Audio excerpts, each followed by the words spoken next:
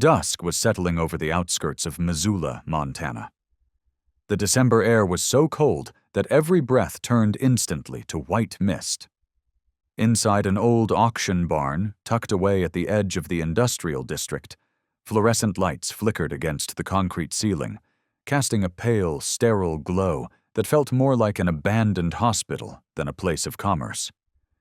The air hung thick with the scent of sweat, animal fur, and damp, moldy wood. Murmurs and laughter mixed with the sharp clatter of gavels and hoarse auction calls.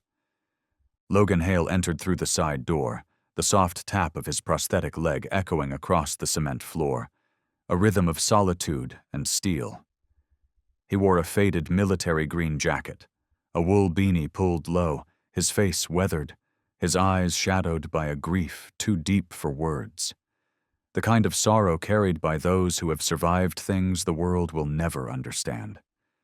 He hadn't planned on buying anything today, but a tiny ad in the classifieds had kept him awake for 3 straight nights. Military dog untrainable final auction before termination.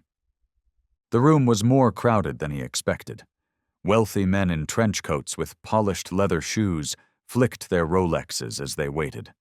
A few women stood beside them, draped in fur, clutching designer purses, scanning the space as if choosing a new centerpiece for their weekend estates. Then he saw it. In the far corner of the concrete floor, beneath a dim, buzzing bulb, lay a German shepherd curled into itself. Not resting collapsed. Its coat, once likely sable, was now dull and matted, streaked with old scars and patches of missing fur. One of its hind legs was clearly broken, bent unnaturally. No one had bothered to splint it. The dog didn't whimper. It didn't howl. It simply stared into the void. One eye clouded over with damage. But the other? The other eye was fixed on Logan. And in that instant the world fell silent. No more gavel strikes, no murmurs, just a gaze, wounded, hollowed out, but alive. A soul still tethered to this world by the thinnest of threads. The auctioneer struck the gavel again. Lot number 47, male German shepherd, formerly trained, no longer fit for duty, difficult to handle, starting at $50. Who wants to try their luck? Laughter erupted from the front rows. Him! That thing's finished. Wouldn't take him if he was free.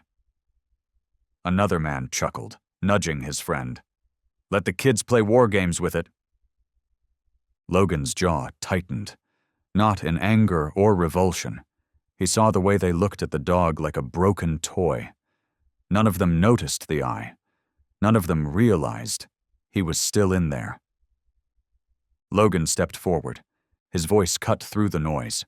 Not loud, but sharp like a blade sliding through paper. I'll take him. The room froze. The auctioneer blinked, then beamed with relief. Great. 200 cash, right now. No paperwork needed. Just sign here and accept full liability. Logan didn't even read the form. He signed. A man handed him a worn leather leash. Careful. He's nasty. Just because he can't walk right doesn't mean he can't bite. Nearly took a guy's hand off once. Logan said nothing. He simply approached slowly, measured. The dog didn't move, but his gaze followed every step. When Logan crouched not too close, not too far, he spoke softly. Asher, you're not broken. I see you. I know you're still in there. For the first time, the dog stirred. Not to flee, but to listen. Logan reached into his coat pocket, pulled out a piece of dried sausage, and set it down a meter away. Asher didn't move. But his eyes, they softened. Slowly. Almost as if he understood. A few people scoffed from the back. Idiot, wasting money on a cripple. Logan stood, eyes steady, unaffected. He didn't need to explain. He only murmured, mostly to himself. I chose him. Because he used to be a hero. And he still is someone. He held the leash. Didn't tug, just wait. Asher didn't move. But then, as if a miracle needed no permission, he braced his front legs and rose, staggering on the three that still obeyed him. His broken hind leg dragged behind, useless. It hurt, but he stepped, one step, then another. Logan didn't look back. He walked toward the door, and behind him came the faint sound of claws scraping gently against concrete. Dragging, steady, determined. Their shadows merged into the amber of dusk, and the door closed softly behind them like the curtain falling on an old chapter, and opening into another, entirely new, where two fractured souls found each other. Above them, a flock of crows swept across the sky, their hoarse calls like the drawn-out sigh of a season ending. The wind chased dry leaves along the edge of the lot. Logan stopped beside his old truck, opened the door, and waited for Asher. No command needed. The dog looked up at him once more, eyes still tired but no longer lost. He climbed into the vehicle, quietly, as if he understood this was the only choice that had ever truly been his. Logan shut the door gently, slid into the driver's seat, and turned the ignition. The truck rolled out of the auction yard, tires crunching over gravel and dust, leaving behind the wealthy men scoffing and shaking their heads. None of them looked back. They didn't know what just drove away wasn't a broken thing. It was the rare survival of a soul once forged in fire. And Logan, a soldier bearing scars not just on his body, but in his memory, had found a soul just as shattered. A reflection of his own pain, so close it hurt to see. A northern wind swept across the snow-dusted fields, scattering a few old newspaper pages along the roadside. Among them was the tiny ad, now flapping meaninglessly. Untrainable, no longer of value. But Logan knew better, and Asher, with his broken leg, his scars, and a world that had left him behind, was still walking, still alive. And from that moment on, he would never have to walk alone. The truck rolled down the gray plain, slipping into the hush of twilight. Crosswinds lashed the roadside, stirring up dust and frost into swirling eddies along the dying grass. Inside the cabin, Logan drove with one hand on the wheel, the other resting gently on the steering knob. His eyes glanced at the rearview mirror from time to time, where Asher lay stretched on the blanket-draped back seat, head on his paws, eyes never straying far from Logan. No words were spoken. Man and dog shared the silence like it was the only language left that didn't hurt. No promises, no pity, just presence. The kind quiet enough not to wound, and strong enough not to be ignored. The farm emerged beyond a curve in the hill, a modest wooden house standing lonely among barren fields, wrapped in a sagging fence, beside an empty grain barn and a horse stable whose roof had caved in halfway. Logan parked by the porch, stepped out, opened the back door, and stood aside. "Asher," he said softly. The dog didn't move, not in refusal, but in thought. "Come down, no rush." Asher lifted his head, eyes blinking slowly. His broken leg made each movement labored, but he tried. Logan didn't help not out of coldness, but because he understood what Asher needed wasn't mercy. It was a chance to walk on his own. The dog landed on the dirt, exhaled hard, stood still for a few seconds, then began limping across the leaf-strewn yard. Logan led him to the old grain barn. One corner had been cleaned and prepared straw bedding, a frayed rug, and a clean bowl of water. Asher paused at the threshold, hesitant. Logan didn't look back. He simply said, "That spot's okay for tonight. Stay or not your call." Then he walked away, leaving the door ajar. That first night, Asher lay outside the barn. Logan sat in the cabin beside the wood stove, a cold cup of coffee in hand. Every so often he cracked the door open.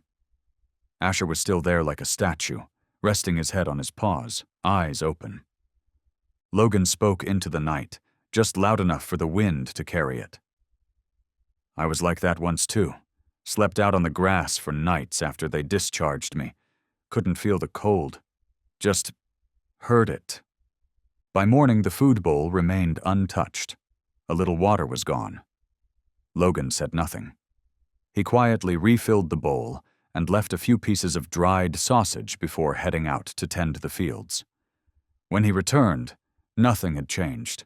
The food was still there. He frowned, but let it go. That evening, the cold came fast. Logan stepped onto the porch with an extra blanket, intending to lay it near Asher. As he bent down, the dog suddenly shot up, growling, eyes wide with panic. He backed away, teeth bared. Logan froze, not angry, just aching inside, like something invisible had squeezed his heart. I wasn't gonna hit you, he said gently. Just bringing you a blanket. He still stood there, hunched into himself, bracing as if something worse was coming. It wasn't thought of. It was instinct. Wounded instinct. Logan sighed, placed the blanket down gently, and turned away. A flicker of frustration stirred in him, not because of the growl, but because of the helplessness. He had brought the dog home, offered shelter, food, and a chance. Yet Asher still didn't trust him, still trembled. Damn it, he muttered. I don't have time to baby you like a child. But later, when the lights were out and silence filled the house, Logan glanced through the window. Asher had pulled the blanket toward himself, and for the first time, he slept. Not deeply, but peacefully, at least in body. On the third day, half the food was gone. Logan showed no reaction, but for the first time, he turned on the old radio while working in the yard. Slow, soulful blues drifted through the window, heavy with longing. Asher didn't run. He lay by the sunlit wall, blinking slowly. Now and then, his ears twitched to the sound of the harmonica. Logan noticed, said nothing, but inside, something quietly warmed. That afternoon, while fixing the barn door, the sudden clatter of a dropped tool startled Asher. He recoiled sharply, stumbling, his eyes darting in alarm. Logan saw it. He knelt down, set the screwdriver aside, and said softly, "No one's going to hit you here. We're not there anymore." Asher didn't respond at once, but when Logan walked away, the dog crept over to the fallen tool, sniffed it, and lay back down in the same spot. A small moment, but for the broken. Every tiny act is a victory. On the fourth night, Asher moved closer to the door. Logan cracked it open, reading by the firelight. He didn't look directly at the dog, just let the warm glow spill into the dark. After a while, Asher stepped inside. Very slowly, without a sound. He settled about 10 feet away from Logan. Logan glanced over and gave a small nod. No words, but the corner of his mouth curved ever so slightly. He spoke, almost to himself. I used to think I was the only thing left after the war, but maybe so were you. Asher blinked. He didn't understand the words, but he felt the tone. No sharpness, no distance. The next morning, Logan rose earlier than usual. He stepped out quietly and saw Asher lying just below the porch. When he opened the door, the dog lifted his head. His ears drooped slightly, but his eyes no longer looked away. Logan smiled softer than any morning before. "Good morning, soldier." And Asher wagged his tail, just once. Gently, but enough to soften something rigid deep inside Logan Hale. In the days that followed, Logan began to notice the small signs. Asher breathed more evenly in his sleep, flinched less at sudden sounds. Sometimes he wandered the yard on his own, not far, but far enough to show curiosity about this new world. One afternoon, as Logan sat eating a sandwich on the porch, Asher came over. He didn't beg. He simply sat beside him. Logan glanced sideways, quietly split the sandwich in half. Asher took his portion with a hesitant, cautious motion, but without retreating. And one evening after that, when the wind rose and distant thunder grumbled across the hills, Asher didn't bolt. He pressed himself into the corner by the door, eyes wide but not panicked. Logan brought the blanket, sat down beside him. He didn't touch the dog. He just stayed. "I'm here," he said, voice soft as the night breeze. Asher lowered his ears, closed his eyes, and in that quiet moment between two breaths, fear gave way to something new. Peace. At last they had begun, a journey without words, but full of understanding.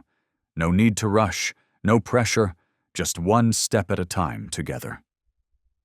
In the days after Asher's first tail wag, nothing changed dramatically, but things changed still. Slowly, like dew collecting on the tips of grass. Soundless, but deep. Logan woke earlier, not from duty, but from something that felt like anticipation. Asher was usually already awake, seated on the porch, head tilted, eyes cast toward the distant mountains waiting for the first streaks of morning orange to rise. They sat side by side, silently sharing a sliver of ham or a crumb of bread, sometimes just exchanging a nod as a greeting. Asher was eating regularly now. No skipped meals, no flinching when Logan came close. One afternoon, while Logan hammered nails into the fence, Asher approached. He didn't bark, just sat behind him still as a shadow. But it was a stillness that could be trusted. And when Logan reached a hand behind without turning, his fingers touched the thick fur on Asher's neck. The dog didn't flinch. He bowed his head slightly, brushing his forehead against the crook of Logan's elbow. It was the first touch. Logan didn't speak, but his hand gripped the hammer tighter, as if something had trembled inside him, something that couldn't be spoken out loud. One warm noon, Logan brewed a pot of coffee and sat on the porch steps. Asher lay in the shade nearby, eyes half closed. When Logan began to read aloud a few lines from an old book, a habit he'd carried from his military days, Asher's ears perked slightly. He didn't understand, of course, but the sound of Logan's voice seemed to steady him. Logan noticed. So he kept reading, not for himself, but for the shaggy listener stretched out in the quiet. That night, Asher fell asleep on the rug in front of the wood stove, something he'd never done before. When Logan woke at midnight, the fire still glowing red, he saw that quiet shape breathing calmly in the warmth. And for the first time, the house didn't feel empty anymore. One day, Logan decided it was time to check Asher's leg. He brought out antiseptic, gauze, and a generous dose of patience. In the past, every time Ava the vet got close, Asher would lash out in fear. But this time, Logan called no one. He just sat beside the dog, setting the medicine bag down with the flap open, making sure Asher could see everything. No rush, no pressure. Just there. Asher looked at him, then at the bag. He didn't back away. He didn't step forward. But when Logan gently touched the injured leg, Asher let out one long breath. No growl, no flinch. Logan worked slowly, cleaned, wrapped, rinsed, and Asher stayed still the entire time, as if to say, "I trust you now." When it was done, Logan sat back against the barn wall. Asher laid his head on Logan's leg. Not out of exhaustion, but out of choice. That was the first time Logan cried. No sound, just a single tear tracing the weathered lines of his face. "I didn't rescue you, kid," he murmured, voice thick with something unspoken. "I'm trying to rescue myself." In the afternoons that followed, Asher began exploring the yard. At first just a few paces from the porch. then farther to the back garden, where wild grasses tangled themselves among stone and bark. Logan watched him move, head low, tail swaying slightly, not from joy, but from the slow return of belonging. They formed a new ritual every evening. Logan brewed tea, sat on the wooden chair, and Asher would lie beside him, head resting gently on Logan's foot. One night, the wind kicked up hard. Logan shielded his eyes, and Asher sprang to his feet, standing guard in front of him, instinct of a trained warrior. Logan chuckled softly. "There's nothing to protect here, little one." But deep down, he knew he had just been protected. One Sunday morning, Logan decided to try something new. Take Asher for a walk on a leash. He didn't tighten it, just held it loose and walked. Asher followed beside him, no pulling, no hesitation. Sometimes he'd glance up at Logan, as if asking, "Is it okay to go this far?" And each time, Logan replied with a quiet nod. When they reached the edge of a small lake beyond the woods, Asher dipped his head to drink while Logan sat on a rock and looked up at the sky.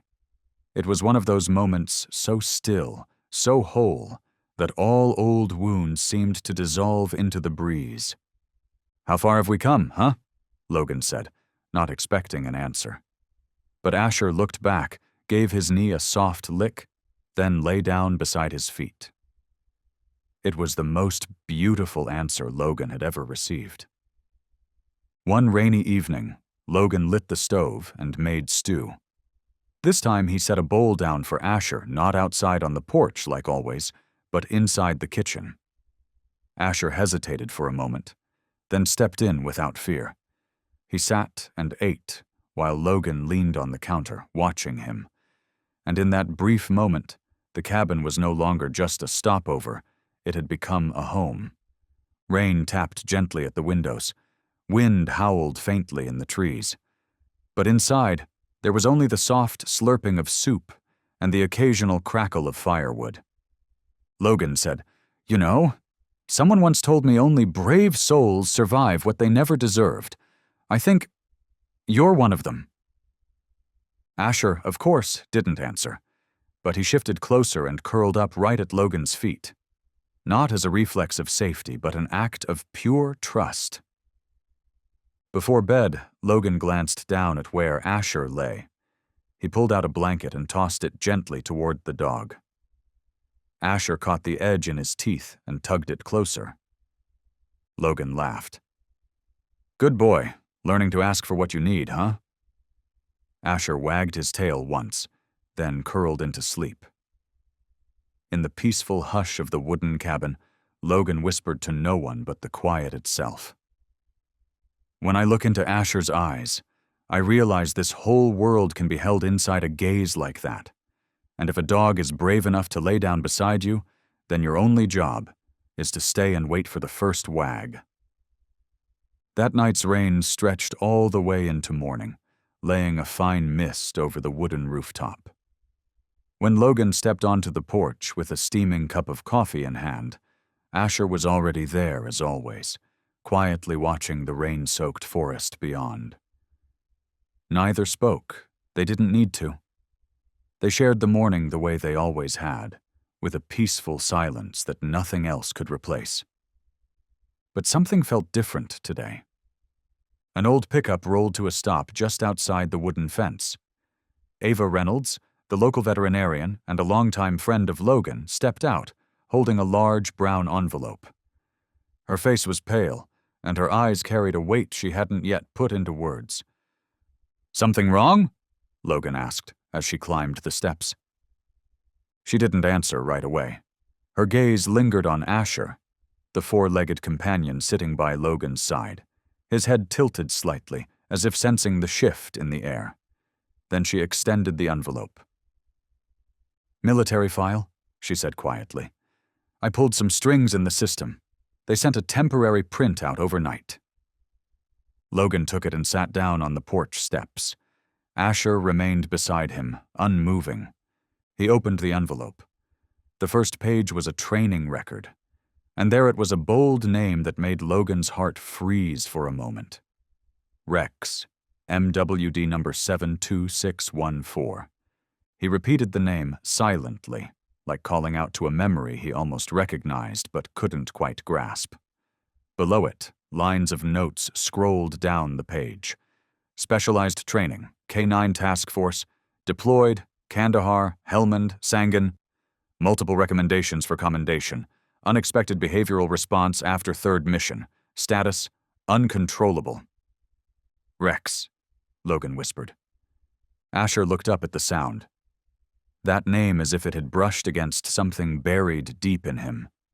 His eyes stayed locked on Logan's. Ava sat down beside them, speaking gently. This is the list of missions he participated in. I looked closely. There are some anomalies. Logan flipped to the next page. A mission report marked with a red stamp.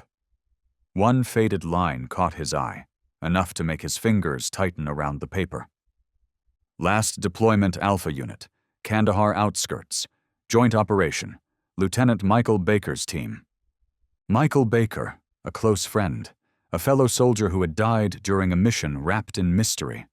Logan remembered the day he received the news, the confusion, the emptiness, every report vague, every answer incomplete. And now, in front of him, lay a piece of the puzzle long kept in the dark by a dog who had been there, side by side with the team. He looked at Asher. Or rather, Rex. Asher didn't understand everything, but the look in his eyes, it was as if he was saying, I remember, at least part of it. Logan paused at the final page for a handwritten report. The scrawl was rough, rushed but firm. Someone had scribbled, Dog displayed insubordinate behavior after losing direct handler, refused orders, ran into the blast zone to search for wounded. Recommendation, removal from active unit. Not a single line about loyalty, not a word about how he'd returned to a hellscape to save someone. Ava clenched her hands. He wasn't removed because he failed. He was removed because he did what was right. No one spoke for a while. Only the steady patter of rain dripping from the eaves to the damp earth. Logan sat there, one hand resting on Asher's head, eyes fixed on the horizon. After a long silence, he said softly, He was a soldier, and he didn't give up even when they gave up on him. Asher nestled his head into Logan's lap, breathing slow and even, a silent agreement, unspoken but deeply understood. Logan looked up at Ava. I need to know who ordered his removal. Who wrote those cold, dismissive words? Ava nodded. I'll dig deeper. Might have to reach out to someone in the military. But if we can find official documentation, he could be reinstated. Logan gripped the file in his hands. Not just reinstated. He deserves recognition as a real soldier, not a deleted number in someone's system. Asher lifted his head once more, looking at Logan. And in those eyes, something glimmered. Like a quiet flame rekindling beneath the ashes. That night, Logan spread the documents across the wooden table, reading each line slowly. Asher lay at his feet, his head resting on Logan's worn slippers, unmoving. Each time Logan turned a page, Asher blinked as if listening to a story that somehow belonged to him. Rex, Logan whispered. From now on, that name won't be hidden anymore. Asher didn't react dramatically, but his tail wagged just once, softly. In the gentle hush of the mountain night, Logan looked down at the dog drifting toward sleep by his side, his heart heavy, yet strangely lighter. Because he knew about this journey, was only the beginning. The next morning, the path leading out to the fence was still cloaked in fog when Logan took Asher for a walk around the yard. Each step the dog took was slow but steady, head low, ears alert, eyes no longer darting from fear but searching, as if trying to remember a place he had once walked before. Logan knew then this journey wasn't just about healing.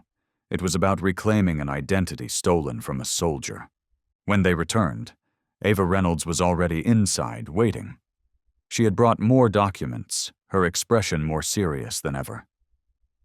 "I got more information about the man who ran Rex's training program," she said, as Logan poured coffee for both of them. "His name is Vincent Krause, rank, Major. He led a special K-9 unit at a southern facility." The name, though Logan had never met the man, sent a chill down his spine. Ava placed a pale yellow photo on the table. In it stood a middle-aged man with piercing eyes and a pristine uniform. But what caught Logan's attention wasn't the sharp attire. It was the void in his eyes. "He's the one who signed off on removing Rex from active duty," Ava said carefully. "And he supervised the entire retraining program we've long suspected was systematic abuse." Logan gripped his coffee cup tighter. Asher, still lying beneath him, perked up his ears. "Do we have anything more detailed?" Logan asked. Ava nodded and pulled out 3 photocopied memos from a military source. One described overextended physical testing beyond regulation limits. Another outlined 18-hour training cycles. The last detailed the use of shock tools, both electric devices and high-frequency sound emitters. "He called it breaking them down to build them back up," Ava murmured, her voice catching. "But most dogs who left his program never worked again. They were either removed or disappeared from the records altogether." Logan said nothing. He stood and stepped out onto the porch, eyes fixed on the ridgeline where sunlight now pierced through the thinning mist. Asher followed him, walking close like a trusted shadow. Logan bent down, placing his hand on the dog's back. "We'll find them," he whispered. "The ones who did this to you and others like you." That afternoon, Logan began combing through old files he'd kept from his service days. He recalled hearing of a southern facility where many K-9s were reassigned after showing psychological distress post-mission. He sent a message to a former officer who once served as a senior trainer. That night, Logan's phone rang. A deep, gravelly voice answered on the other end.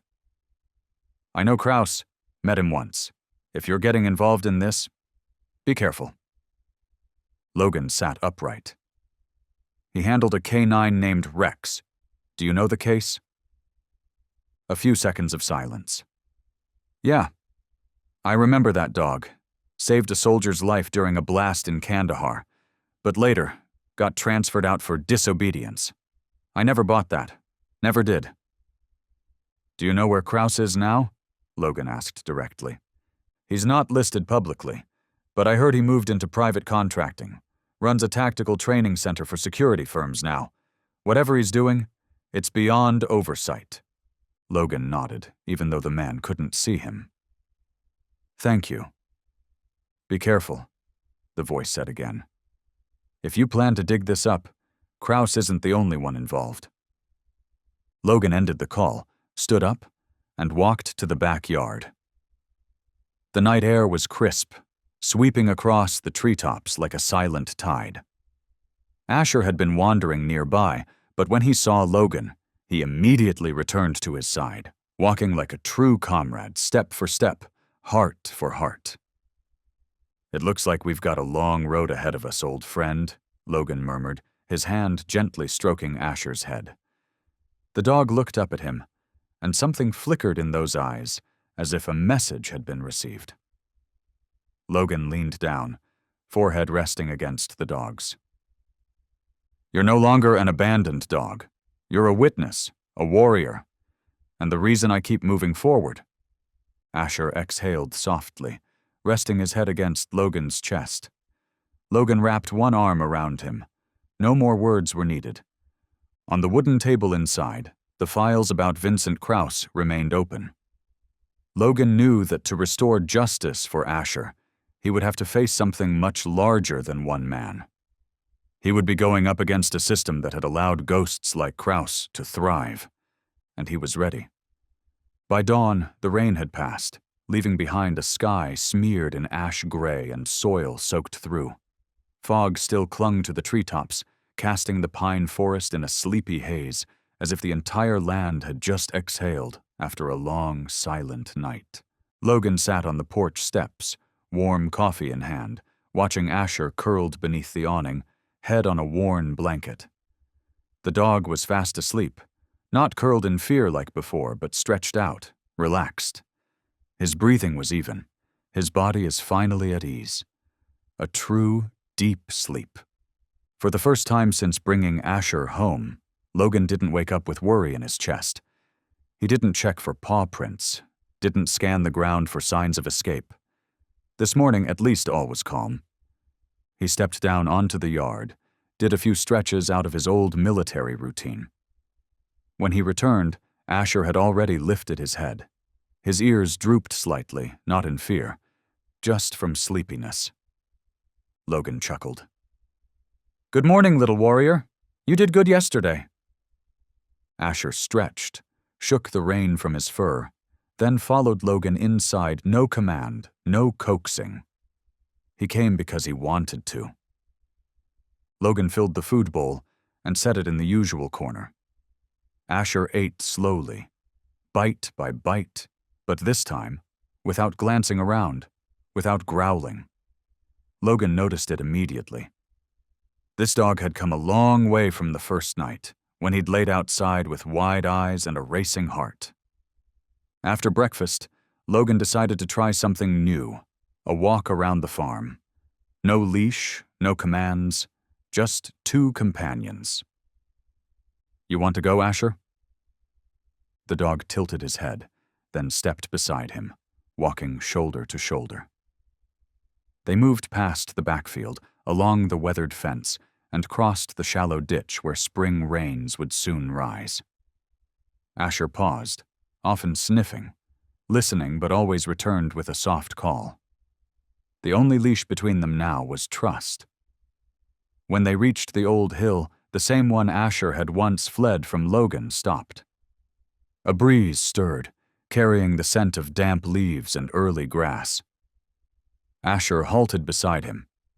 He looked around, then sat down. Logan didn't blink. That small gesture was so ordinary. It was the clearest sign yet that Asher had returned, not just in body, but in spirit. "You okay?" Asher looked up, and for the first time, Logan saw no trace of fear in those eyes. No shadows, only readiness. That afternoon, Ava came by to check in. As she stepped out of her truck, Asher met her halfway. No barking, no hesitation. He walked slowly, sniffed her sleeve, then sat down and waited. Ava's eyes widened. Logan simply shrugged with a grin. He had a long night, and this morning, a new beginning. During the exam, Asher didn't growl, didn't pull away. He flinched a little when Ava touched the old injury on his leg but didn't run. He stayed, until Ava withdrew her hands and gave Logan a nod. "Good," she said. "Really good. Not just physically. He's healing inside." Logan stood still, watching his friend wag his tail gently at Ava. Something heavy in his chest eased, even as something else settled deeper. He knew now. Not all wounds need medicine. Some only need time, and someone willing to stay through the silence. That evening, Logan tidied the cabin. He pulled out a new rug, one he'd once set aside for the living room, and laid it by the fireplace. Asher didn't need to be called. He found his way there on his own, curled into the rug like it had been his spot all along. Logan sat down beside him, hand brushing gently over the dog's head. "Tomorrow we'll try going farther," Logan whispered, his hand still resting on Asher's back. "Out to the forest edge, maybe even the western hill. But only if you want to." Asher closed his eyes gently and let out a soft breath. The wind stirred again outside the porch, but this time no one flinched.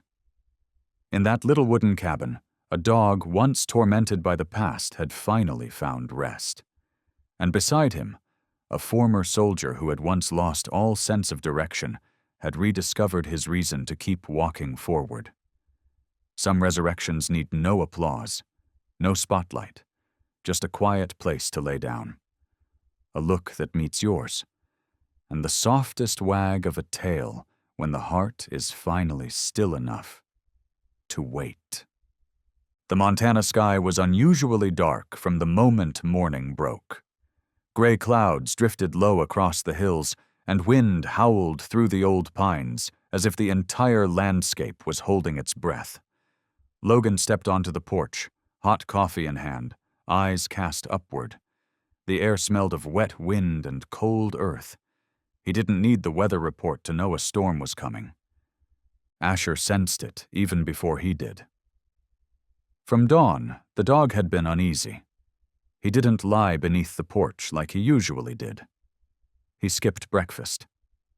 Instead, he paced the yard, pausing now and then, ears upright, staring into a distant, invisible space beyond the fence. "It's just a little rain, Asher," Logan said softly, though he knew the dog wasn't hearing with his ears. The fear wasn't in the wind. It was in the memory. The first clap of thunder rolled through low and long. Asher jolted. Logan saw it in his entire body, suddenly rigid, his eyes wide and filled with terror, and without warning, Asher bolted. He ran across the yard and toward the edge of the forest. "Asher!" Logan yelled. The coffee slipped from his hand and shattered on the porch. He ran after him, no hesitation. Asher wasn't running from Logan. He was running from memory. The thunder wasn't thunder. It was a bomb. It was a scream. It was dirt and blood and fire tangled into sound. In Asher's mind, the past unspooled like a reel that refused to stop. Survival kicked in. Run from the sound. Run from the place where everything was lost. Logan tore through the forest, stumbling over branches, breath ragged, voice cracking from shouting, "Asher, don't run, it's me, you're safe now!" But Asher couldn't hear him. Not yet. He wasn't escaping Logan. He was escaping a war that still lived behind his eyes. Rain came down hard. Thunder echoed again. When Logan finally caught up, he found Asher by a thicket of trees, soaked and trembling. But this time, he didn't run. Logan didn't grab it. He just stood there, arms loose at his sides, letting the rain fall. "Asher?" he said again, softly.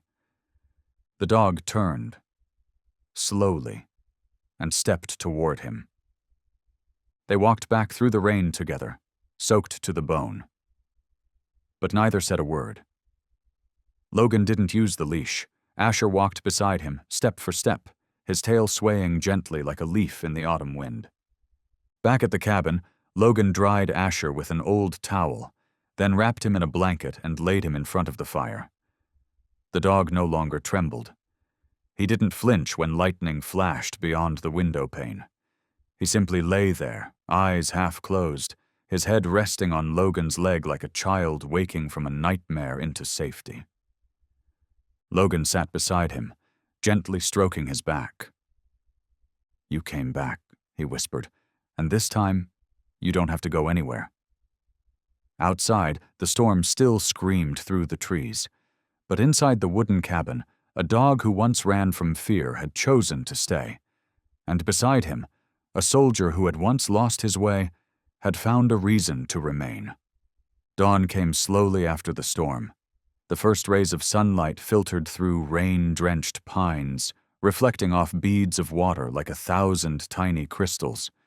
The air was so still Logan could hear the soft drip of water falling from the roof into an old wooden bucket at the edge of the yard. Asher was still curled beneath the blanket, breathing steadily before the hearth.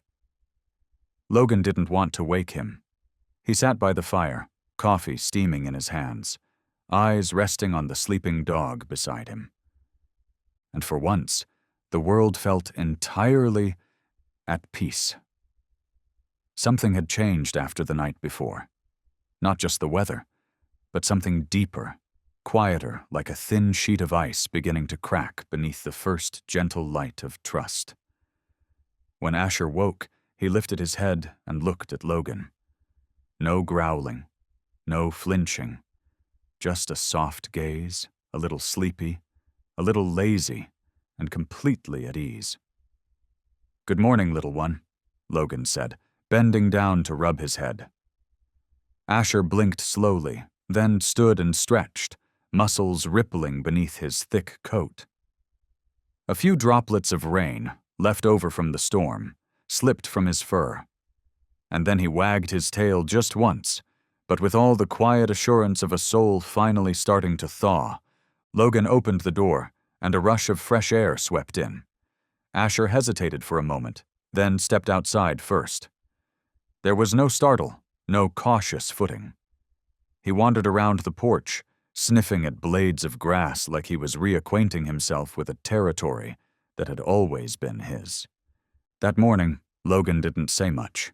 He placed the food bowl down as usual and stepped back.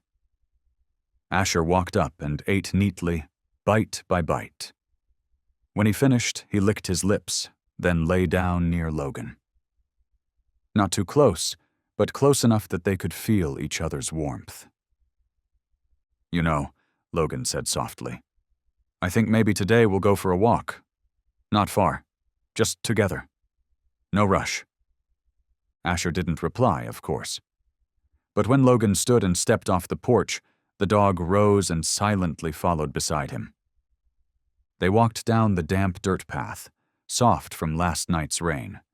Each of Asher's paw prints marked more than presence. They marked the return, a slow reclaiming of self. Logan said nothing. He didn't need to. The quiet companionship was more than enough. At the forest's edge, Asher paused. He sniffed the air, eyes drifting toward the slope that had once overwhelmed him with fear. Then, without prompting, he stepped forward. Slow, steady, as if walking straight into the shadow of his past just to show it no longer held power over him. Logan followed, staying just behind, letting Asher lead for the first time. From the top of the hill, the valley spread below them, bathed in soft greens. Logan sat beneath a tree, and Asher lay beside him, resting his head on Logan's leg. Neither said a word, but in that moment, Logan knew. The first steps had been taken out of darkness. That afternoon, Ava arrived with some ointment and food supplies. Asher trotted over the moment her truck pulled in. No barking, no hiding. He approached, sniffed her sleeve, then walked beside her like a polite child. Ava laughed. "He's really changed, Logan." "The storm did what I couldn't in a whole month," Logan replied, his eyes never leaving Asher. During the checkup, Asher flinched slightly when the ointment touched the scarred leg, but he didn't resist. He stayed still, eyes fixed on Logan. Just one look, but it said everything. "I'm okay, as long as you're here." That night, Logan tidied up the cabin. He pulled out a new rug and laid it near the fireplace, adding a soft pillow just for Asher. The dog came over, sniffed it, then curled up without hesitation, as if it had always been his. Logan turned on a small lamp and sat in the nearby armchair, book in hand but unread. His eyes drifted to the sleeping dog, chest rising and falling in peaceful rhythm. "Tomorrow we'll go farther," he whispered. "No rush, just the two of us." Asher didn't open his eyes, but his tail gave a slow, firm wag. Like he was saying, "Yes, let's go." And that was all Logan needed. The wind shifted in the middle of the night, bringing with it a chill that felt like it rose not from the sky, but from something stirring deep within the quiet land. Logan woke with a start, not from sound, but from a feeling, a sense that something wasn't right. Asher was still on the rug, eyes closed, but his ears stood alert. He'd grown used to this place, but he was still keen enough to sense danger before any human. Logan threw on a jacket and stepped outside. The sky was black. No stars, no moon. just the faint glow of the cabin lights casting across the dew-drenched grass. Then he caught it. The scent. Smoke. Burning wood. "Asher!" The dog was already up, close behind as Logan sprinted toward the back of the house. In the distance, flames flickered. The old barn. Logan ran to the door and flung it open. Fire had caught the dry straw. He grabbed the nearby hose, but it was too late. The flames were chewing through the roof. "Asher, stay back!"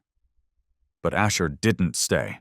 He growled low and darted inside before Logan could stop him. "No, Asher!" Logan's voice cracked in the air, but it was too late. Asher had vanished into the smoke. Inside, Asher moved fast, nose working, eyes sharp. A faint sound came from the back, a high-pitched, panicked whimper. Puppies. Logan hadn't known anyone had brought animals to the barn, but now only Asher could reach them. He maneuvered past fallen beams and crooked metal, his steps sure. Then he saw them, 2 tiny bodies trembling beneath a wooden table. Asher lowered himself, wagging his tail gently to calm them, then nudged them forward. The fire had spread to the entrance. Asher glanced around, then turned toward the back exit. Logan circled the building and reached the far side just as the rear door gave way. The 2 puppies bolted out first, followed closely by Asher. His fur was singed, his nose blackened with soot, but his eyes were clear and alert. Logan dropped to his knees and threw his arms around him. "Good boy, you did it. You really did it." Asher panted hard, but remained standing. He looked back at the glowing blaze behind him, then slowly sat down, blinking as if to say, "It's over. We're safe." Morning crept in as the fire crew arrived. Logan said very little. He just stood there, his hand resting on Asher's head, eyes lost in the distance, fixed on the collapsed barn roof. Ava, the vet, showed up not long after. She gave Asher a quick checkup right there on the porch. The burns weren't deep, but the smell of smoke clung to his fur. Logan remained silent as Ava worked. When she stood up, her eyes were shining with something more than just concern. "He didn't just survive, Logan. He made a choice. And no one can force a dog into fire unless he truly wants to save someone." Logan looked at Asher, who was now lying quietly beside him.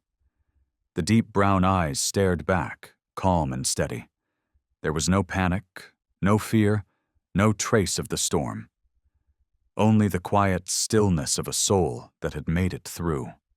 That night, Logan repaired the back door, the one Asher had burst through from the fire. As he hammered in the last board, he paused, staring into the dark yard beyond. Asher was sitting on the porch, watching silently. Logan turned, walked back to the front, and opened the main door. Not for air, for meaning. "The door's open, Asher. If you want to go, I won't stop you, but if you choose to stay, this is home." Asher stood, stepped inside slowly. No running, no hesitation. He walked straight to the rug by the fireplace and lay down. He didn't look back. Logan smiled softly. "So that's your answer." Asher rested his head on Logan's leg and closed his eyes. Outside, the wind moved through the trees, but inside the cabin, the firelight cast a quiet glow over 2 figures, a former soldier and a dog who had learned to stay. Evening drifted by in rare silence. After dinner, Logan carefully cleaned up the backyard while Asher lay by the steps, eyes half closed, tail gently flicking in rhythm with the breeze. No words were spoken, but both knew how fragile peace could be after storms and memories that refused to sleep. The sky had just begun to turn amber when a sharp popping sound broke the quiet, dry and sudden, from behind the trees near the old horse stable. Logan straightened immediately. Asher sprang up, ears pointed, gaze locked toward the source of the sound. Smoke. A thin gray trail rising from the stable roof. Logan dropped the rake and sprinted without a second thought. Asher raced beside him, no command needed. They moved like comrades, trained by battle, responding to a call only they could hear. Flames had caught in the corner of the barn, right where Logan had piled old hay to clear later. Firelight flickered across cracked wood, licking upward with the wind's help. The beams began to creak under pressure. Logan grabbed the hose, hands trembling not with fear but fury. There was a half-burned rag and an empty gasoline bottle near the back beam. This was no accident. "Asher, get back!" But Asher didn't move. He let out a low growl and darted around the barn toward the back door, the one Logan had sealed with a wooden latch.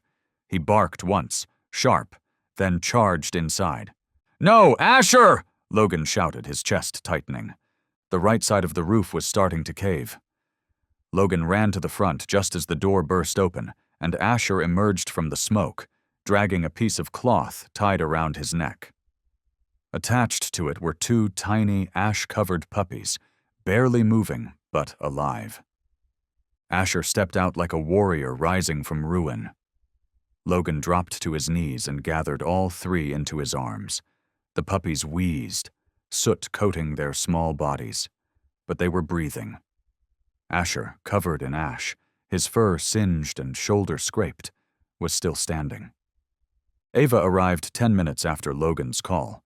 She quickly treated the burns on Asher's leg and bandaged his shoulder, then glanced at Logan, who sat close by with his hand resting on Asher's head. "He saved more lives again," Ava said quietly. "No," Logan replied, eyes steady. "He chose to. No command, no orders. He chose to go back into the fire. He chose to stay." Night fell faster than usual. The wind stirred outside, carrying the burnt scent across the land. Logan and Ava gathered what was left of the hay and propped up parts of the stable wall to prevent the fire from spreading into the woods. When they returned to the cabin, Asher was on the rug, the two pups curled up beside him as if that was the most natural thing in the world. Logan walked over, sat beside them, and met Asher's gaze. The front door was still open. Logan didn't close it. He sat there, staring into the dark, and whispered, "You can leave if you want, but if you stay, then this is your home. And today you proved it. You didn't ask. You didn't wait for permission. You belong here." Asher didn't reply, but he stood up, walked to the door where the night still lingered, and paused. Then he turned back. No tail wag, no hesitation. Just one long look at Logan before returning to the pups and curling up beside them. Logan smiled. He walked to the door and quietly closed it. Not to keep anyone out, but to keep something in, something he hadn't dared believe could return. The next morning, sunlight streamed through the cabin windows, casting a golden warmth over three shapes curled up on the old rug by the fire.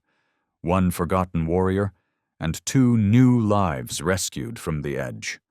Logan looked at the scene before him as if standing in front of a painting. Not because it was perfect, but because it was real. Something ordinary, yet quiet enough to let the heart rest.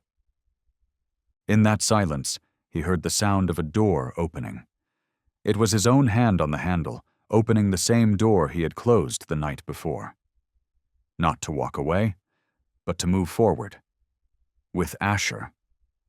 The sun climbed higher over the roof of the old wooden house, casting soft light across the porch where three figures were curled up Asher, and the two little puppies he had pulled from the fire. Logan stood in the doorway, a fresh cup of coffee in hand, his eyes softened by a scene he never would have imagined seeing just a month ago. Asher stretched his legs and let out a quiet yawn. The two pups scrambled up, tails wagging all over the place. Logan chuckled under his breath. "You look like a grumpy old brother stuck with two clingy little kids, buddy." Asher tilted his head at him, then bent down, and gave one of the puppies a gentle lick on the head like he was saying, "It's okay. Let them hang around." The peaceful air of the morning was suddenly stirred by the sound of a car engine. A silver SUV rolled to a stop at the edge of the farm. Asher stood immediately, alert but quiet. Logan set down his cup and walked out to the gate, giving a small wave. The woman who stepped out was Sarah Ward, the wife of the late Lieutenant Michael Baker. Her face looked thinner than the last time Logan had seen her in an old photo, but her eyes still held that steady determination he remembered from their training days. Sarah didn't speak at first. She slowly walked up to Logan, then glanced toward Asher. When their eyes met, Logan just nodded slightly and gestured toward the dog. "That's him." Asher stayed still. He didn't move forward. But the way he looked at her wasn't fearful. It was something else, a vague recognition, like some part of him sensed that this woman was tied to a memory that hadn't quite taken shape. Sarah took a deep breath, then lowered herself down to sit at eye level with Asher. She didn't reach out. She just sat there, calm and steady. I used to think I'd never get a piece of Michael back, but then Logan sent me the voice recordings, the files, and that photo of you from the day they rescued you at the auction. Asher didn't move. His ears twitched. His eyes never left her face. "Michael mentioned you in his last letter," she went on, her voice soft like morning mist. "He said that if anything ever happened to him, you, that skinny, stubborn, difficult dog, were the one thing he trusted most."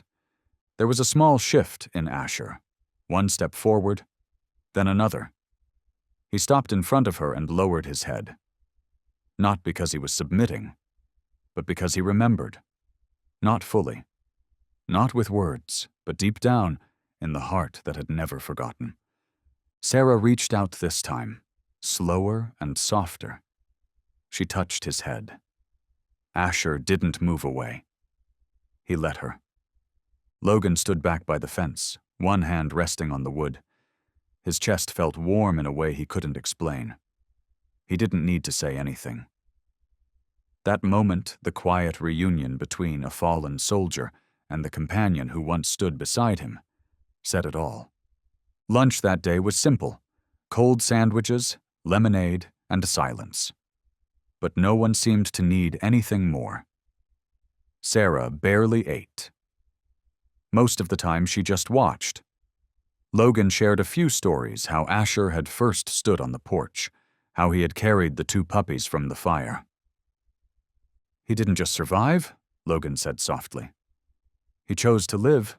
Nobody made him. And I think he's teaching me how to do the same." Sarah smiled, not because it made her happy, but like someone hearing something true and painful all at once. She reached into her bag and pulled out a small envelope, placing it on the table. "This is Michael's journal. The last part talks about the training program. The things he started noticing weren't right. I think... Logan, it's time to bring the truth out." Logan held the envelope firmly. Asher walked over and sat beside him. No one asked him to. It was just the right moment. "He's going to have to face what once broke his spirit," Sarah said, looking at Asher. "But this time he won't be facing it alone." Logan nodded. He understood. And so did Asher. The front door opened, not because of the wind, but because it was time to step through it. The morning mist hadn't fully lifted when the phone rang inside the small wooden house. Logan picked it up the way he always did, calmly, with no expectations. But the voice on the other end made him freeze. "This is the K-9 Assessment and Response Center, Under Command Division. Is this Mr. Logan Hale?" "Yes. We need to speak with you about a military dog named Rex, also known as Asher." Logan sat up straight. Asher, sensing something, got up and walked over to him, eyes focused like he was waiting for whatever came next.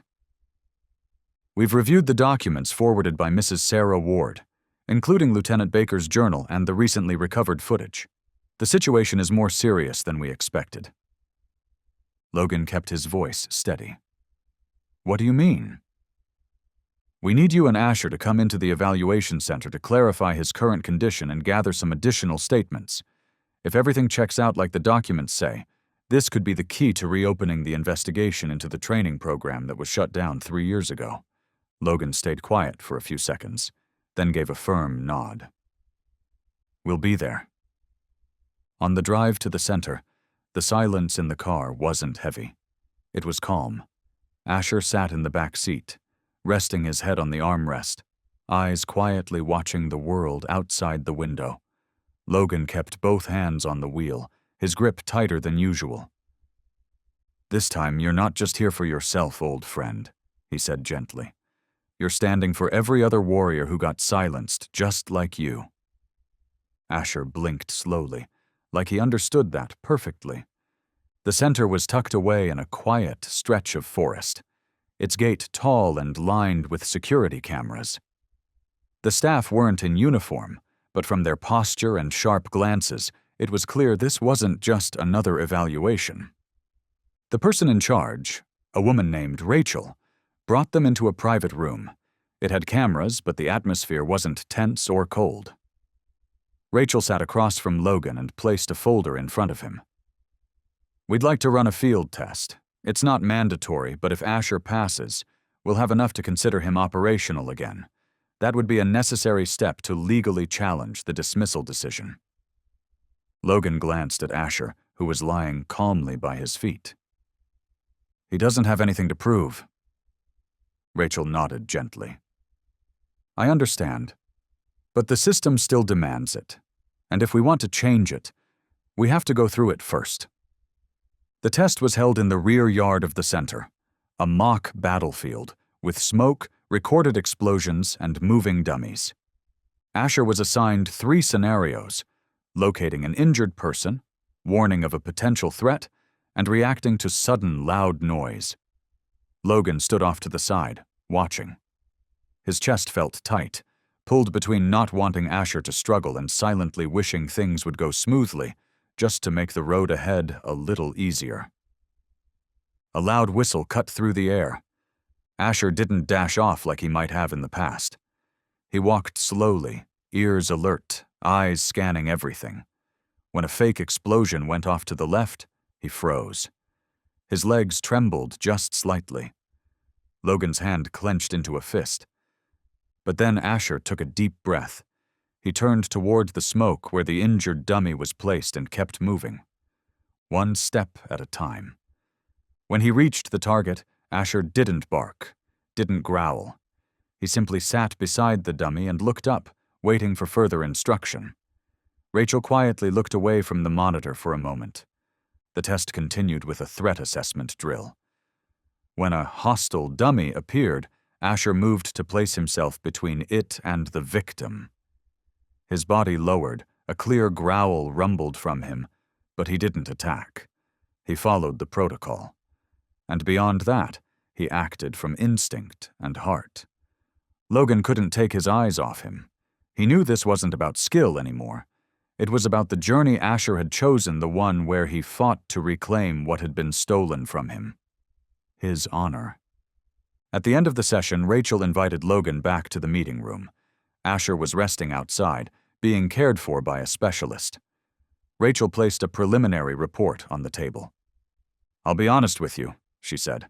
I've never seen a K9 bounce back like this after being dismissed for being uncontrollable. But more than that, there's something else that makes me believe in him. Logan looked up. What is it? The way he looks at you. Logan raised an eyebrow. Most working dogs respond purely out of training, but he acts for you. He chooses to do the job, not out of fear of punishment, out of trust. And that we can't teach. She paused for a moment, then added more seriously. We're going to recommend reopening the case. And Asher, if you agree, would be nominated for the military K9 honor program. He'd be a living symbol of reform.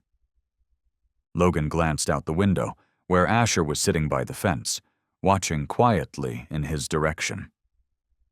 Logan nodded slowly. He's not doing this alone, and this time, no one is leaving him behind.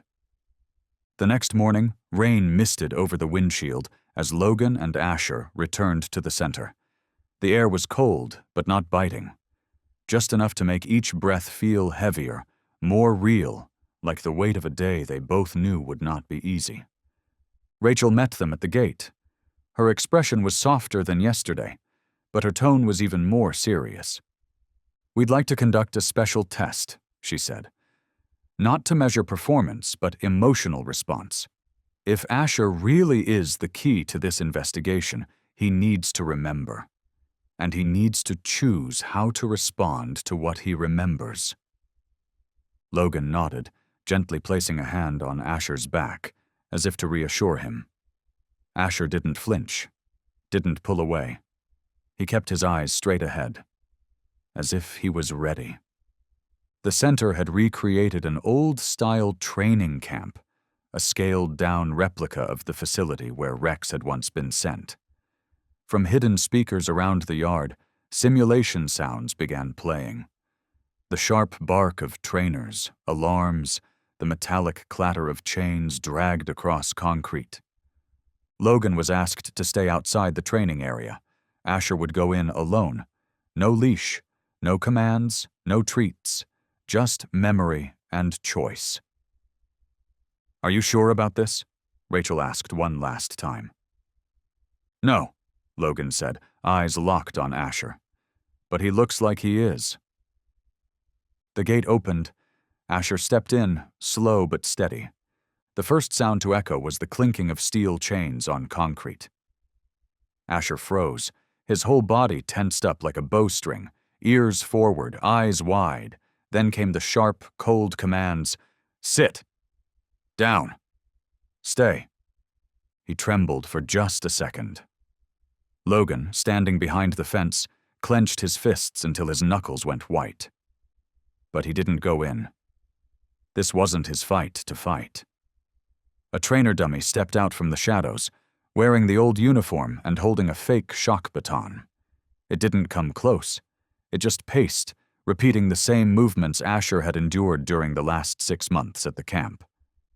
Asher stepped back. A low growl rumbled in his throat. He didn't bark, he didn't attack, but he didn't back down either.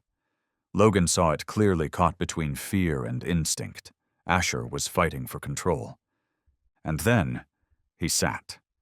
Not because he was ordered to, but because he chose not to run. Rachel reached for the microphone, ready to call off the test, when one last sound came through the system.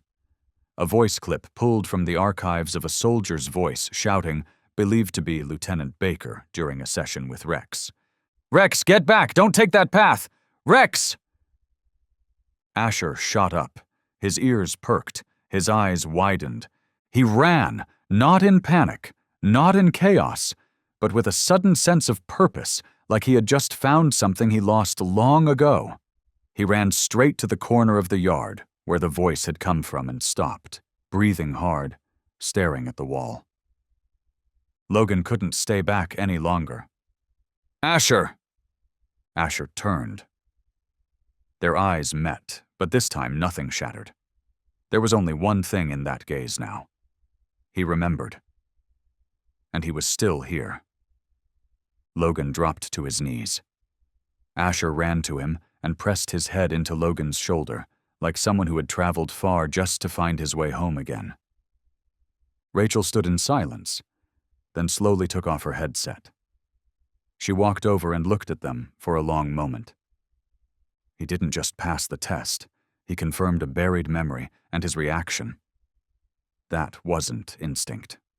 That was my choice. Logan placed a hand gently on Asher's head. He didn't choose to forget. He chose to face it. That afternoon, Logan was invited to a closed-door meeting at the center. They delivered the official decision. Asher's discharge from the force would be suspended.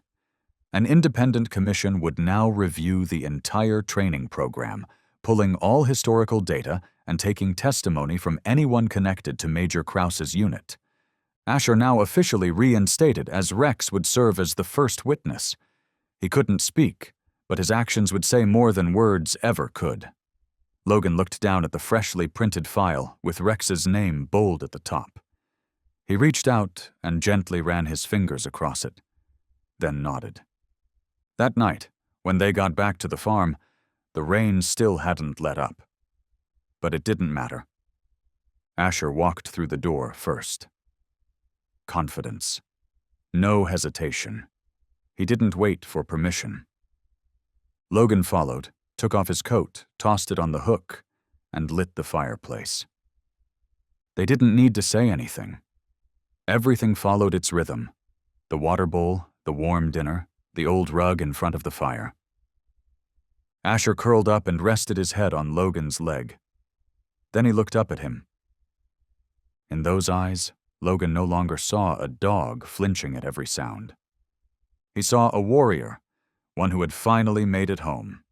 The city was quiet on that chilly Monday morning. The National Military K-9 Investigation Committee headquarters rose among the concrete buildings like a block of frozen memory, colorless, emotionless. But something felt different today. A German shepherd named Asher, once dismissed as unfit for service, now stood at its gate. Beside him was Logan Hale, a soldier who carried wounds not just on his body, but deep in his heart. They hadn't come to prove anything. They came to remind me, to speak for the forgotten and shine light on what had been buried. The hearing was held in a large assembly hall, attended by military officials, Department of Justice representatives, military veterinary experts, and two very specific witnesses, Logan Hale and Rex Asher's official name in the records. Logan was asked to speak first.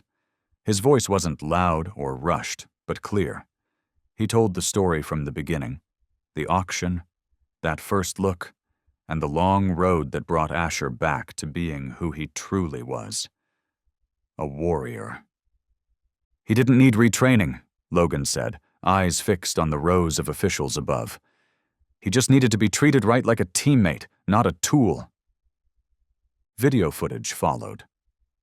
Asher acing the reaction tests, navigating simulations, and most striking of all, stopping in his tracks at the sound of a familiar voice, a recording of the late Lieutenant Baker, not reacting out of command, but from instinct and memory.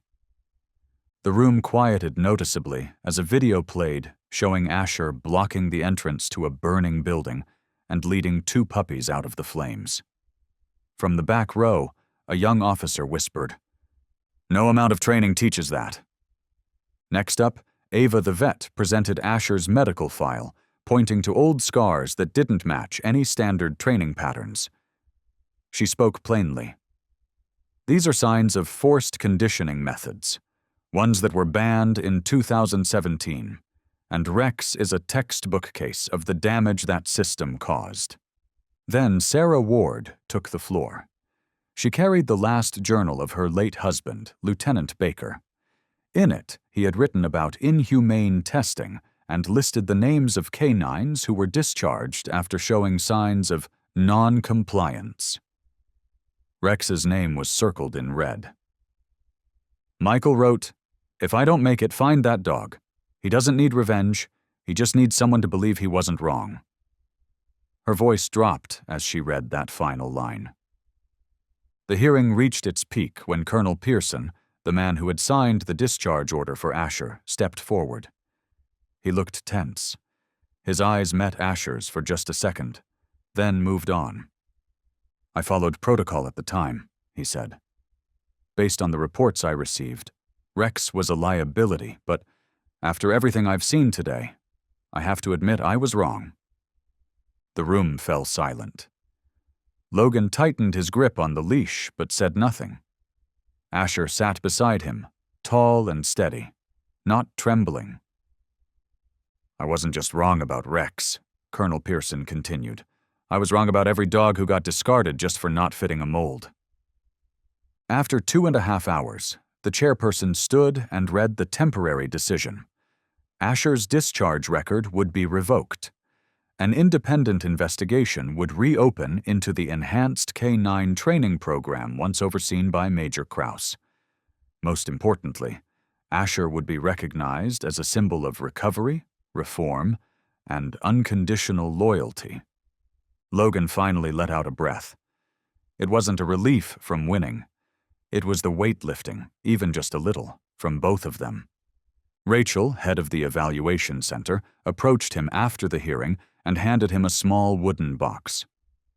The military doesn't usually give medals to dogs. But today, they made an exception. Inside the box was a small wooden plaque. The engraving read, "Rex, Companion, Rescuer, Survivor." Logan bent down to show Asher. He couldn't read the words, but the look he gave Logan, followed by a gentle wave of his tail, said everything. That afternoon, when they returned to the farm, the sun had finally come out. Logan parked by the fence and opened the back door. "Asher, let's go." Asher stepped down and took a deep breath. The familiar land stretched out before him like a welcome. Logan walked beside him up the porch steps. The front door was just as it always had been, unlocked. But this time they weren't stepping in as just residents. They were survivors. And they had won. Logan placed the plaque on the old wooden table. In the late afternoon light, the gold lettering glowed softly. Asher curled up beneath the table, head resting on his paws, eyes half closed. Justice couldn't erase the past, but it opened a door to the future. And today, that future had begun. Spring arrived early in the Montana hills. The sky was painted in a soft blue, sunlight warming the dew-covered grass. The old wooden house still stood quietly by the pines, but now it was surrounded by new sounds. Tools clanking, voices talking, laughter, barking. Logan stood near a leveled patch of land, hands on his hips, watching a crew of veterans install the first steel frame for a new recovery kennel. Asher lay by his feet, half asleep in the sun, his head resting on the leg of a young girl, the daughter of one of the volunteers. "I still can't believe we pulled this off," Ava said, waking up beside Logan, her white coat covered in sawdust. "From the ashes of an old horse barn to the foundation for the first recovery center for discharged K-9s. Logan nodded. "He did it. I just followed his lead."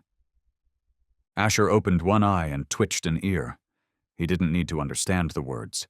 He just knew he was exactly where he was supposed to be. The project was called Second Chance K-9 Sanctuary, and it had taken shape right after the hearing. Part of the funding came from the Department of Defense, a form of amends. The rest came from nonprofits, veterans, and everyday people who had followed Asher's journey in the media. "We're not building a training facility," Logan had said in the very first meeting. "We're building a place where dogs can just be themselves, a place to heal, not be fixed." The center had 3 main zones: medical recovery, behavioral interaction, and most importantly, the community living area, where human veterans and their canine partners could recover together, free from fences and isolation.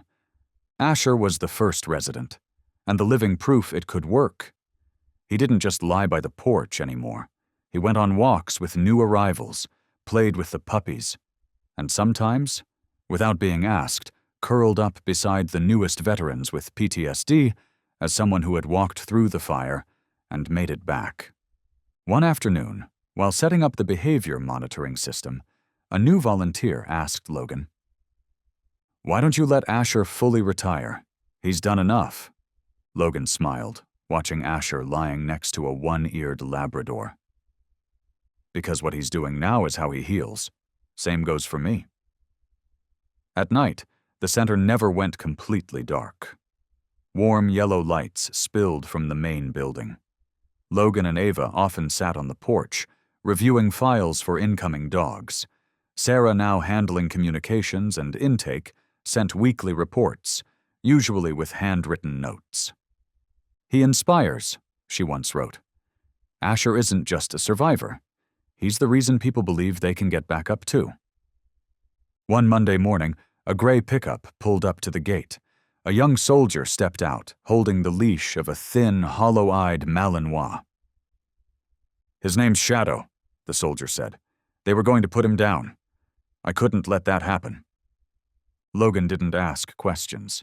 He simply nodded and looked toward Asher. Asher walked forward, calm and steady. Shadow growled, but Asher didn't flinch. He sat down 1 meter away and looked directly into Shadow's eyes the same way he once looked into his own reflection, years ago. 2 minutes passed, then 3. Shadow stopped growling. He stepped back, then forward again. Asher still didn't move. I think we're going to be okay, Logan said. The sanctuary slowly became more than just a rescue center. It became a place for rebirth. Some veterans began returning more often, at first just to visit, then to stay. They helped build shelters, taught basic training, showed the dogs how to walk on a leash, and relearned how to breathe peacefully in broad daylight. One star-filled night, Ava placed a hand on Logan's shoulder. You realize something, she said. We're not talking about recovery anymore. We're talking about living. Logan didn't answer. He just leaned down and gently stroked Asher's head, who had his chin resting on Logan's knee, like he did every night. On the day that marked the center's 3rd month in operation, a package arrived. Inside was a letter and a small wooden plaque. The engraving read, "The Second Friend of Warriors." No name, no return address. But Logan knew exactly who it was from. A silent thank you from those who had seen Asher in the past and who now believed in him in the present. Logan mounted the plaque on the main gate. Under the late afternoon sun, the words stood out clearly. And right beside it, Asher lay there with eyes half closed, ears alert. Still listening. Still watching over those who came after him, the way an older brother quietly stays behind. On a late autumn morning, mist curled along the trails that wove through the sanctuary. The wooden gate that read, Second Chance K9 Sanctuary creaked lightly in the breeze. Behind it, life moved gently, just as it always had. Asher walked slowly beside Logan, his pace a little slower now, but still proud and steady. At almost 12 years old, a seasoned age for a German shepherd, he kept to his usual rhythm. A morning patrol around the sanctuary, sitting quietly near the training field as the new recruits began their drills. He wasn't leading anymore. He had become something else, a living symbol, a silent elder. That morning, Logan received a letter from the Department of Defense. Inside the thick envelope was an official proposal to form a National Advisory Council, with Asher as the first K9 ever reinstated after discharge, serving as the honorary emblem of the country's K9 reform program. Logan read the letter, then looked toward the porch, where Asher was lying at the top of the steps, eyes closed. He sat beside him and gently placed a hand on his head. They want to name the new program after you, Project Asher. What do you think? Asher opened his eyes, but didn't react much. He lifted his head and rested his forehead on Logan's knee. It was an old gesture, one that had first happened in that dusty auction barn years ago. Logan smiled softly. Okay, I'll take that as a yes. That night, Ava, Sarah, and a few close veterans gathered around the fire. They didn't talk much about war anymore, or loss. Instead, they shared stories about the new dogs arriving, the odd behavior of a restless young husky, and how just having Asher nearby seemed to settle the younger K9s almost instantly. He gives off something we can't see, Ava said. It's like the moment he shows up, the chaos just softens. Sarah nodded, hand resting on her knee, eyes on Asher curled up beside Logan. Maybe it's the language of survivors, she said. They don't need to speak. They just need to be there. The following month, the center welcomed 5 more veterans and 6 injured dogs. One was missing a leg. One was nearly blind. Under the guidance of the volunteers and Asher, the group began to settle in.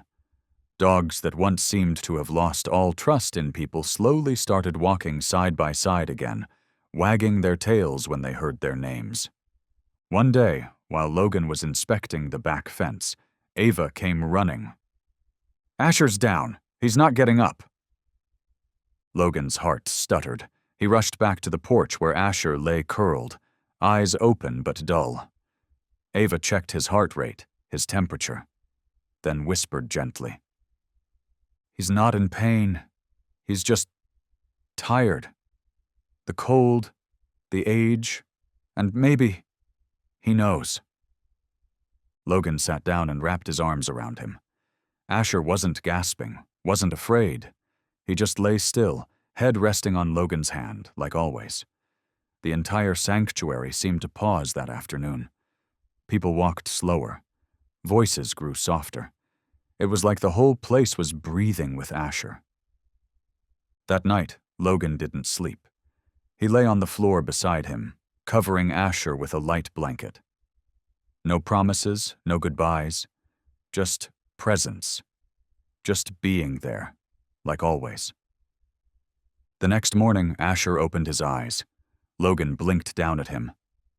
"Good morning." Asher stretched, slowly got to his feet, took a few short laps, then lay back down. Everyone at the center let out a silent sigh of relief. Nobody said much, but their eyes met across the courtyard in quiet gratitude. A month later, Logan wrote a letter to the Department of Defense, turning down the advisory council role. "I don't believe Asher's legacy belongs on a document or locked in policy," he wrote. "His legacy lives in the eyes of the dogs he helped stand again. It lives in the hands of the veterans who've learned to trust kindness again. And it lives here in this place where every breath is a thank you." 1 year after the center opened, an international delegation visited with a proposal to expand the model globally. They asked Logan if he was willing to share the framework, to replicate the project around the world. Logan didn't answer right away. He just pointed toward the far end of the field, where Asher was lying beside a newly arrived dog, eyes soft, tail gently brushing the ground in comfort. "He's your answer," Logan said. "If you can replicate that, not the structure, but the heart, then the sanctuary can be anywhere." That winter, Asher passed. Quietly, in his sleep, on a cold night. No one knew exactly when. Just that, come morning. The sun rose a little slower, and every sound seemed a little softer than usual. Logan held him, saying nothing. He just placed a hand on Asher's back, like he had done 100 times before. A small stone marker was placed beneath the old maple tree in front of the house. It read, "Asher, the one who never left anyone behind." Beneath the inscription was a smaller line, carved softly into the stone. "Legacy is not what we leave behind, but the hearts we touch along the way." The sanctuary kept going. The dogs still came and healed. The veterans still returned and slowly learned to love again. But one thing never changed. Every morning, before the day began, everyone stopped for one quiet moment in front of Asher's marker. And then they started the day in the exact way he had taught them, with a quiet presence, and the courage to keep walking forward. The first light of day filtered through the trees, laying a soft, misty glow over the old wooden roof of the Second Chance K9 sanctuary. It looked like hope had just found a way to rise. But today, the yard was quieter than usual. Asher was lying in the treatment room. His body had grown noticeably thinner after weeks of exhaustion. He slept more, ate less, and only opened his eyes when Logan called his name. The very people who had once survived because of Asher's presence now sat silently nearby, waiting for a miracle no one dared to speak out loud. Logan stayed by Asher's side almost the entire day. He didn't bring any paperwork, didn't check on the kennels. He just sat there, one hand resting on the thick neck that used to be so strong, his eyes locked on the rise and fall of his friend's fragile breath. "You know," Logan said softly, as if they were just talking on a regular night, "people always say symbols are unreachable. But to me, you're the only symbol I've ever held in my arms." Asher didn't move, but his ears twitched ever so slightly, just enough for Logan to smile. When news of Asher's condition started to spread, the small, sleepy town stirred. Storefronts hung signs that read, "Praying for Asher." The elementary school held an art day where kids painted pictures titled, "Our Brave Friend." A veteran named Cole, who once found his way back from the edge thanks to Asher's gaze, biked over 30 miles just to lay a single maple branch at the sanctuary gate. "He never spoke, but he walked into my dream when I thought nobody needed me anymore," Cole said, his voice rough. "Now it's our turn to stay because he needs us." Ava, no stranger to life and death, still had to steel herself every time she entered the treatment room. She often paused at the doorway, took a deep breath, then walked in, laying a gentle hand on Asher's back, checking each reflex like she was tuning into her own heartbeat. "I don't know if he'll make it through," she told Logan one late night. "But what I do know is he's never really left. He's still here, still holding us together." One afternoon, when the sunlight turned the front yard golden, Sarah arrived unexpectedly, bringing a group of children. Each of them carried a drawing, a little story, or a message of hope. "They want to read to Asher," she said. "They think maybe he can hear them." Logan led them into the room. The kids sat in a circle, their voices soft and careful. "I dreamed you protected the whole school when it rained really hard. I hope I get to visit you someday. Thank you for teaching us that nobody is ever useless." Asher stayed still. But when little Emma, the first child who ever touched him during last year's fundraiser, stepped close and whispered, "You can't give up, okay?" his tail gave a tiny flick. No one said a word, but everyone saw it. That night, Logan stood on the porch, looking out at stars hanging above the dark treetops. Ava sat beside him, hands wrapped around a mug of tea. "This town was torn up by war," she said. "Then it got forgotten. But one dog stepped out of the dark and reminded everyone we still have hearts." "And now the whole town is trying to keep that heartbeat alive," Logan replied quietly. Ava nodded. "You think Asher can hear all of this?" Logan didn't answer right away. He looked toward the treatment room window, where Asher lay motionless on the old pad. "He's always listening, even when no one's speaking."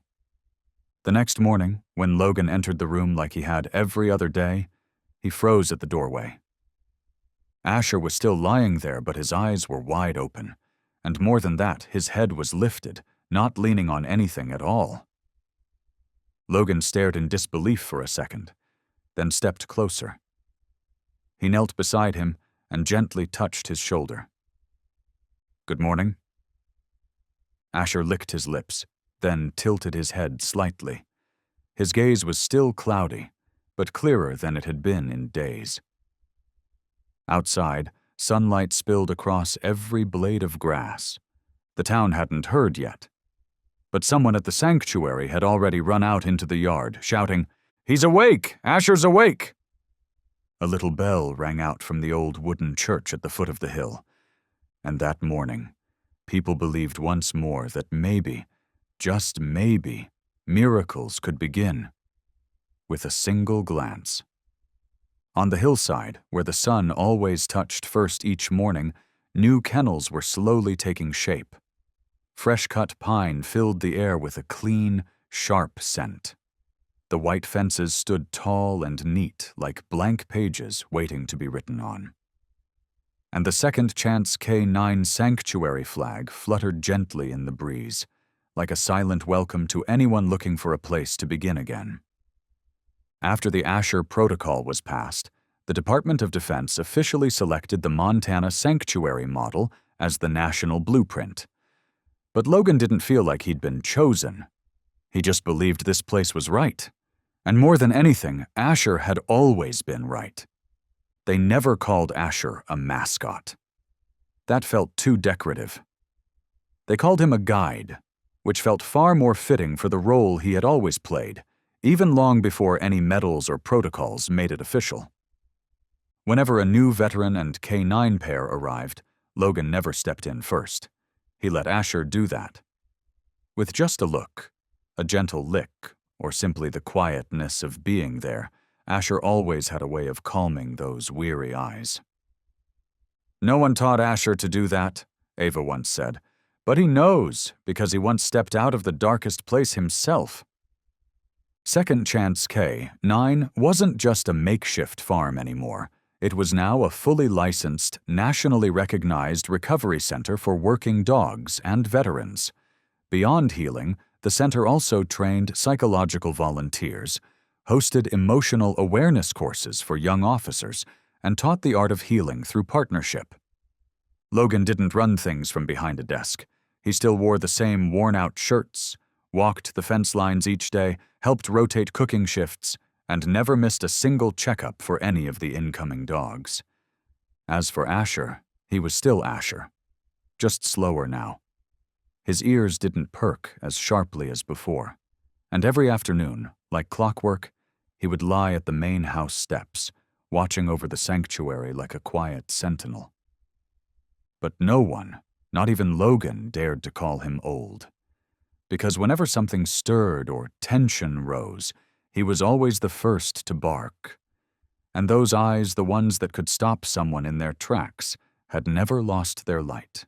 One late afternoon, while Logan was reviewing intake notes for a new dog coming in from New York, a young volunteer walked over, hesitating a little.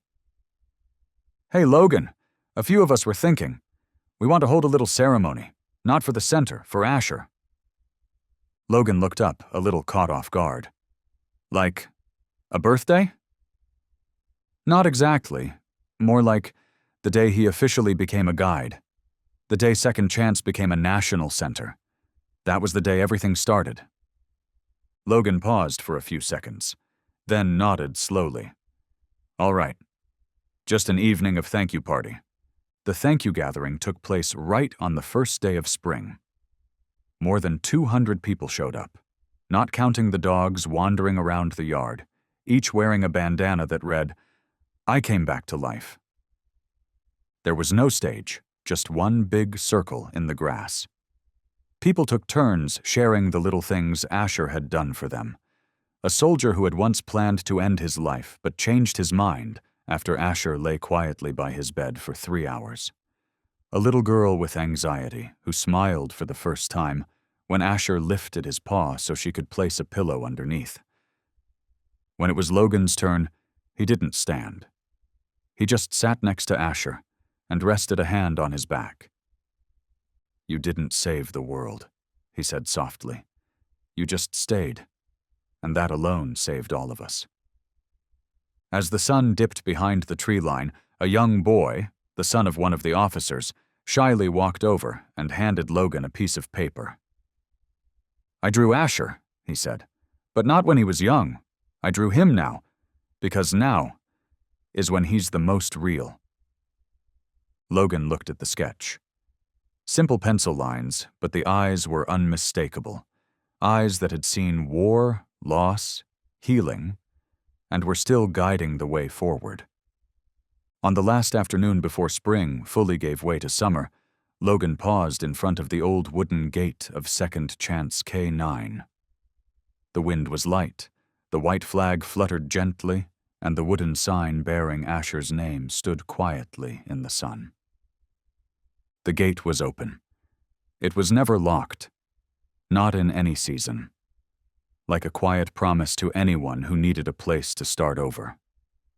Logan turned and looked up the hill, the same hill where Asher used to lie and watch over every sunset. Though he was no longer there in body, his breath, his gaze, his footsteps were everywhere. Logan gave a slight nod, like saying hello, then walked through the gate not locked and never needed to be. Because once trust is given, those who survive will always find their way home. Asher's story isn't just about a dog. It's about what happens when someone is broken, betrayed, or blamed for something they didn't deserve. but still chooses to stand up and fight. Logan took in a wounded soul, not knowing he was also rescuing his own. Together they proved that loyalty, even if lost, can be found again. And even the most shattered bonds can be rebuilt with patience, truth, and love. And if you're watching this because you've been hurt by betrayal, by suspicion, or by being wrongly accused with no evidence, know this. You are not alone. Don't let the shadows of others define your worth. Stay calm. Document the truth. Protect your peace. And if there are children involved, protect their emotional safety too. Reach out to someone you trust, whether it's a lawyer, a therapist, or just a friend who listens without judgment. You are not weak because you feel pain. You are strong because you're still standing in the middle of a storm. And now, we want to hear from you.